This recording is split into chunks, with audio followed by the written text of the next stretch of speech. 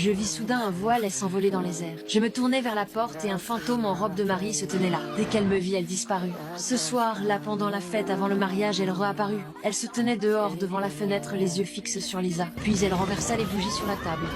C'est pas vrai, mais qu'est-ce que c'est? Heureusement, le feu a été éteint à temps. C'est à ce moment-là que j'ai compris. Ce fantôme connaissait Lisa, et elle essayait d'empêcher le mariage. Quand j'y raconte à Lisa ce que j'avais vu, elle a cru à une blague. Mais dès que j'ai mentionné la robe de mariée, son visage a complètement changé. Elle reconnaissait clairement le fantôme, mais elle a refusé de dire qui c'était. Plus tard, dans la soirée, en vérifiant les préparatifs du mariage, un message est soudain apparu sur son ordinateur. Son fiancé Marc a vérifié, mais il n'a rien trouvé d'anormal. Le lendemain, Lisa est venue me voir. Elle a fini par avouer la vérité. Le fantôme était Serena, l'ex-femme de Marc. Ils ont eu un accident de voiture le jour de leur mariage. Marc a survécu. Serena, non. Lisa pensait que Serena était jalouse et qu'elle la hantait par rancune. Quand je suis rentrée à ma boutique, Serena est apparue. Elle m'a averti de ne pas me mêler de ses affaires. Puis elle a disparu. On doit se retrouver ici pour discuter de la cérémonie avec le prêtre. J'ai pensé qu'en arrivant plus tôt, tu pourrais lui parler. Qu'est-ce que vous faites ici? J'aide une amie. Elle est là? À l'église, Serena est apparue à nouveau. Marc ne me croyait pas. Cas de sa part de se remarier dans la même église. En fait, elle vous en veut de vous remarier dans la même église. C'était ici? Chérie, c'est l'église que ma famille fréquente. J'ai été baptisé ici. J'espère que ce livre n'est pas celui que je crois. Elle souhaite savoir de quel livre il s'agit. Quoi, le livre? C'est rien. Et vous savez qui lui a offert?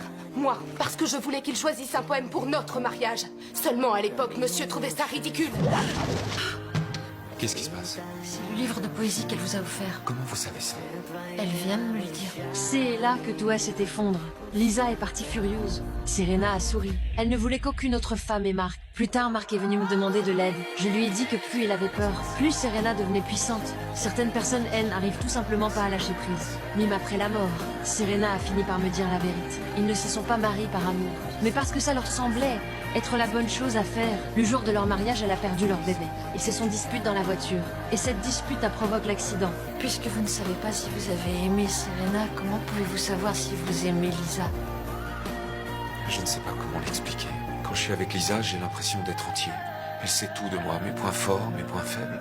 Avec elle, je peux dire qui je suis, d'où je viens. Avec elle, je me sens... En sécurité. C'est ça. Elle ne pouvait pas accepter que Marc ne l'ait jamais vraiment aimé. J'ai convaincu Serena de passer de l'autre côte. Mais d'abord, elle devait s'excuser auprès de Lisa. Quand j'ai tout raconté à Lisa.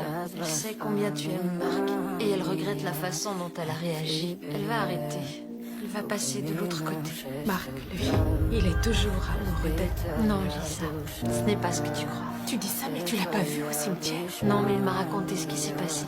Il a demandé à Serena de le laisser vivre en paix. Il lui a dit combien il t'aimait, qu'avec toi il vivait un vrai bonheur. Je suis vraiment désolée pour elle. Ce qui s'est passé, tout ce qu'elle a enduré, je comprends sa douleur. Dites-lui que j'ai choisi un poème pour leur mariage. Là. Elle vous a trouvé un poème pour le mariage. Il est sur la table.